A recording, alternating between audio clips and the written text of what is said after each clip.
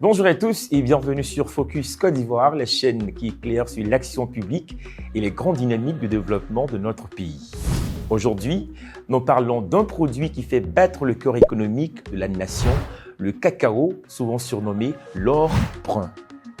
La Côte d'Ivoire en est le premier producteur mondial avec près de 40% de la production mondiale et cette culture fait vivre plus de 5 millions d'Ivoiriens. Ces dernières semaines, une nouvelle historique a marqué la filière. Le prix du cacao a atteint un niveau record entraînant une valorisation du prix marchand à 2800 francs CFA le kilogramme.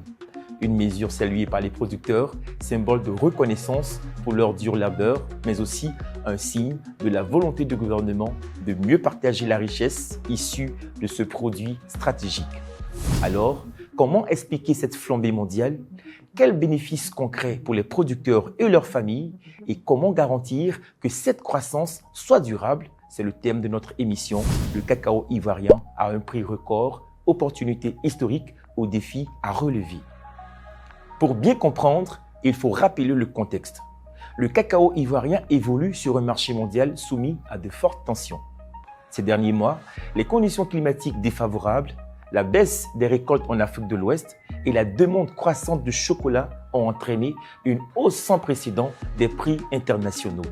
En réaction, le gouvernement ivoirien, à travers le Conseil Café Cacao, a décidé d'augmenter le prix marchand à 2800 francs CFA le kilogramme, un record absolu. Mais cette mesure ne s'arrête pas à la simple revalorisation du prix.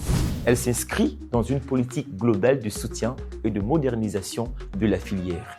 Le gouvernement met en œuvre plusieurs initiatives concrètes pour accompagner les planteurs et leurs familles, notamment le fonds de soutien et de stabilisation qui permet d'amortir les baisses de prix en cas de choc sur le marché mondial, les programmes de replantation des vieux vergers pour améliorer la productivité et renforcer la résilience face au changement climatique, la scolarisation des enfants des producteurs à travers des campagnes de sensibilisation et la construction d'écoles rurales afin de lutter contre le travail des enfants, l'amélioration des services sociaux de base dans les zones cacaoyères, accès à la santé, à l'eau potable et à l'électricité, la digitalisation des paiements via des cartes producteurs garantissant plus de transparence et une rémunération directe sans intermédiaire. Enfin, la production de la transformation locale avec la création de zones industrielles dédiées au cacao à Abidjan, San Pedro et Yamoussoukro. Ces efforts traduisent une volonté claire, faire en sorte que les producteurs et leurs familles bénéficient pleinement des fruits de leur travail. Car derrière chaque fève de cacao, il y a des familles, des enfants, des communautés entières qui dépendent de cette filière. L'ambition nationale est désormais de transformer au moins 50% du cacao produit sur le sol ivoirien d'ici 2030 afin de créer davantage de valeur ajoutée et d'emplois dans le pays. Une dynamique saluée par les acteurs du secteur, mais qui exige de continuer à investir dans la formation, l'innovation agricole et la durabilité environnementale. En définitive, le cacao reste plus que jamais le socle de l'économie ivoirienne et un symbole de travail acharné des millions de planteurs à travers le pays. Avec un prix marchand fixé à 2800 francs CFA, la Côte d'Ivoire franchit une étape majeure vers une meilleure rémunération du monde agricole. Mais au-delà de la conjoncture, l'enjeu est structurel.